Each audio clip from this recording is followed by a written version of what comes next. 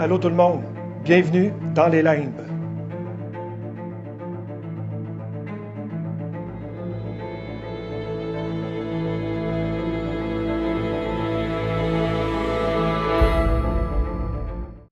Allô tout le monde et merci d'être encore au rendez-vous. Ce soir, j'ai deux histoires pour vous, un peu différentes cette fois-ci. On va parler de médiums. Je vais vous raconter deux histoires de médiums. Des personnes qui ont vu au fur et à mesure qu'elles vieillissaient, qu'elles grandissaient, qu'elles avaient certains dons, certains, si on pourrait dire, pouvoirs à voir dans le futur, à entendre des choses, à voir des choses que le monde qui les entoure ne pouvait pas voir ni entendre. Elles se sont senties parfois différentes des autres, mais est-ce que c'est un don ou une malédiction? Donc, ce soir, la première histoire est celle de Mélissa.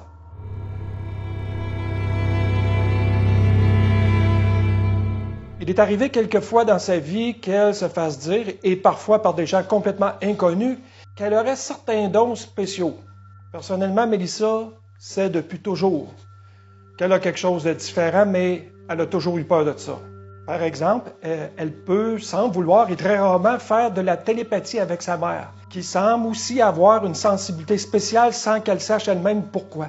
Voici deux exemples concrets qui lui est arrivé et qu'elle-même a de la difficulté à croire encore aujourd'hui. Lorsqu'elle avait environ 22-23 ans, Mélissa a déjà, par inadvertance, réveillé sa mère en pleine nuit à la suite d'un cauchemar, où elle aurait crié « Maman !» pendant un rêve, mais également en même temps dans la réalité. À l'époque, Mélissa était aux études et cet événement-là l'a marqué car elle était au début d'une relation amoureuse. Imaginez, elle s'est réveillée au moment où elle était en train de crier, ce qui ne lui était jamais arrivé auparavant, même si parfois elle a fait du somnambulisme. Vous devinez ici que Mélissa n'était pas chez sa mère ce soir-là et que sa mère n'était pas avec elle. Elle se souvient d'avoir été tellement gênée qu'elle a eu peur que son nouvel amoureux s'en rende compte et qu'il la trouve vraiment bizarre de crier « Maman » comme un enfant en dormant. Elle s'est dit « Voyons, tu viens de crier comme un bébé, couche-toi ». Et elle s'est rendormie. Elle était vraiment soulagée qu'il ne se soit pas réveillé à cause de ça. Eh bien, au même moment, vers 4h30 du matin, sa mère, qui vivait à 6 heures de route de chez elle, s'est réveillée instantanément car elle a entendu crier « Maman ». Sa mère lui a raconté avoir paniqué car elle croyait qu'il était arrivé quelque chose à sa fille en sortant du travail. À noter ici que Mélissa travaillait dans les week-ends dans un salon de quai afin de pouvoir payer une partie de ses frais d'études et qu'elle terminait à 2 heures du matin. Lorsque c'est arrivé en pleine nuit, sa mère a réveillé son père pour lui dire que sa fille avait un problème. Il l'a convaincu de ne pas l'appeler à cette heure-là pour savoir si elle allait bien, afin de ne pas la déranger et que si elle était en train de dormir, elle allait juste avoir l'air étrange de l'appeler pour rien. Le lendemain matin, sa mère l'a appelé vers 9 heures pour lui demander si elle allait bien et elle lui a raconté qu'elle l'avait réveillée en criant. Elle lui a confirmé qu'elle avait bel et bien dit ça en dormant, mais que c'était seulement en lien avec un rêve. Elle s'en est rappelée dû au fait qu'elle avait eu vraiment peur que son copain de l'époque s'en aperçoive. À une autre occasion, elle s'est levée un matin et elle avait une chanson en tête. Une chanson d'une émission de télévision qu'elle écoutait quand elle était jeune, vers les 5 à 6 ans, et que sa mère lui chantait parfois à cette époque. Elle l'a même chanté à son conjoint de l'époque en se réveillant car elle lui disait que sa mère lui chantait cette chanson étant jeune et que c'était un bon souvenir pour elle. 2 ou 3 jours plus tard, elle a parlé à sa mère au téléphone et lui a demandé si elle se souvenait de cette chanson. Sa mère lui répond « Oui, pourquoi ?» Mélissa lui dit qu'elle s'était réveillée avec cette chanson en tête quelques matins auparavant et que depuis, c'était resté. Elle l'avait toujours dans la tête, incapable de s'en débarrasser. Du coup, sa mère lui a demandé si c'était une blague. Mélissa ne comprenait pas la raison de cette question. Puis sa mère lui a raconté que 3 jours auparavant, elle avait dormi à l'hôtel pour le travail et qu'en se réveillant très tôt le matin et qu'en se préparant pour sa journée, elle avait chanté cette chanson et s'était dit dans sa tête « C'est pour toi ma fille, cette chanson-là ce matin ». C'était le même matin qu'elle s'était réveillée avec cette chanson en tête. Pour terminer, Mélissa nous mentionne ceci. « Je sais qu'il y a quelque chose à approfondir, mais je ne sais pas quoi. Je ne connais rien à ça et je ne veux pas jouer dans des choses que je ne connais pas, car cela m'effraie un peu d'ouvrir certaines portes que je ne voudrais pas ouvrir par mégarde.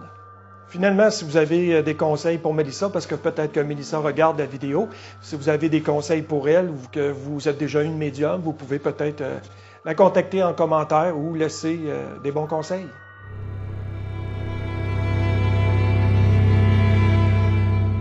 Comme deuxième histoire ce soir, c'est celle de Brigitte. Une autre histoire de médium et elle y va comme ça. Quand j'étais jeune, je voyais les défunts, les esprits, les entités, appelez ça comme vous voulez. Ça a commencé quand j'étais encore très jeune et ça s'est poursuivi jusqu'à environ l'âge de 7 ans. Chaque fois que ça arrivait, je le disais à mes parents. Il y avait une dame avec une longue robe de nuit blanche, comme en flanellette, les cheveux frisés, courts ou attachés, je pense.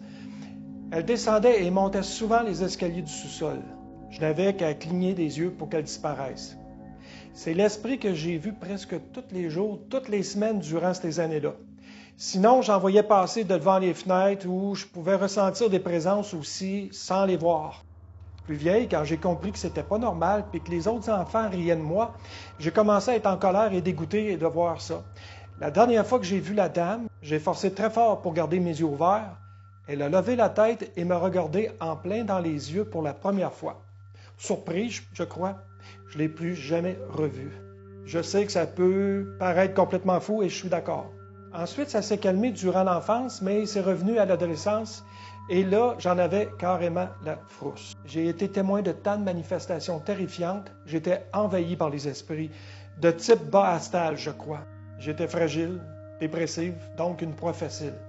La maison de mes parents était tellement hantée et c'est incroyable, pourtant ils se sont fait bâtir dans les années 90, mais ouf, c'était une ancienne piste de course de cheval, sinon j'en sais pas plus. Il y a tellement de choses qui se passent là-bas, des ressentis négatifs. On s'y sent pas bien et particulièrement dans le sous-sol et surtout à la tombée de la nuit. Bref, dans ces années-là, j'implorais les entités de me laisser tranquille. Une cousine à moi a habité dans ma maison pendant un moment. Nous avons la même grand-maman et celle-ci est décédée quand j'avais 14 ans, donc j'ai pas eu le temps de beaucoup lui parler de ces choses-là, mais je sais qu'elle se disait une sorcière. Ma cousine se disait aussi que l'endroit habitait beaucoup d'esprits. Elle disait que j'étais une sorte de portail pour les esprits. Mes énergies étaient hautes et attiraient les défunts autour de moi, comme un phare dans l'autre monde. Ces propos ont été plus tard repris par une dame voyante que j'ai consultée. D'ailleurs, chaque médium que j'ai consulté m'ont dit que j'avais des dons. La dernière médium, je ne l'avais jamais consultée et j'ai été mis en contact avec elle par l'entremise d'une amie.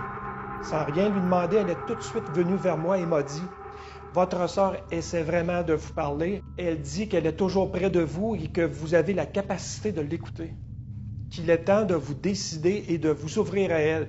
Qu'elle a hâte de vous parler à vous comme elle le fait présentement avec moi. » Plus tard, elle est revenue près de moi et m'a pris dans ses bras, puis m'a brassé les épaules et me dit, avec les yeux remplis d'eau, « Tu as le même don que moi, tu peux parler avec les défunts et les aider à aller vers la lumière. Tu peux les voir, les entendre, leur parler, laisse-toi aller, c'est en toi. » Mais comment? Adulte, il m'est arrivé plusieurs manifestations et des ressentis, surtout depuis que je suis maman. Je ressens des présences. J'entends des mots, des phrases, des rires. Parfois, je vois des ombres, parfois, je vois des brouillards. Et plus récemment, la fois que j'ai clairement vu un défunt comme s'il était là, comme quand j'étais petite. C'était le père décédé de mon amie. Elle était venue chez moi en grande tristesse. Je l'avais appelée car j'avais su, sans aucune raison, qu'elle n'allait pas bien. Effectivement, c'était le cas, et je l'ai convaincue de venir chez moi et elle est venue. Assise à la table de la cuisine, son père était derrière elle. Il la prenait dans ses bras et il la regardait avec amour et compassion. Ça m'a beaucoup touché. Le lendemain, j'hésitais beaucoup à lui dire et j'étais prise d'angoisse. Je lui ai finalement dit et du coup, j'étais libéré. Finalement, je fais énormément de rêves, parfois prémonitoires. D'ailleurs, je peux savoir quelquefois en avance ce qui va se passer sans m'endormir. Juste comme ça, puis ça se produit. Souvent, lorsque je vois de façon très récurrente des heures miroirs au cours de la journée, que les appareils électroniques s'activent seuls, ou que je tombe par hasard sur un ou plusieurs corbeaux à l'extérieur, il se passe souvent quelque chose de négatif à venir. Sinon, je vois aussi des choses en rêve et ça se produit. Sinon, je suis aussi beaucoup sujette aux cauchemars, malheureusement. Mes rêves sont très intenses. En général, je sais que je rêve. Je peux parfois même me réveiller et y retourner si je le veux. Ils sont tellement réels. J'aimerais beaucoup comprendre et canaliser tout cela. Eh bien, pour terminer, c'était la deuxième histoire, celle de Brigitte. Et si vous avez des conseils à donner à Brigitte, qui écoute peut-être la vidéo, gênez-vous pas pour laisser un commentaire ou des conseils dans la section commentaires. Eh bien, merci d'avoir été au rendez-vous et je vous dis, ne gênez-vous pas pour vous abonner à la chaîne afin de ne manquer aucune vidéo. Et en attendant, on se dit à la semaine prochaine.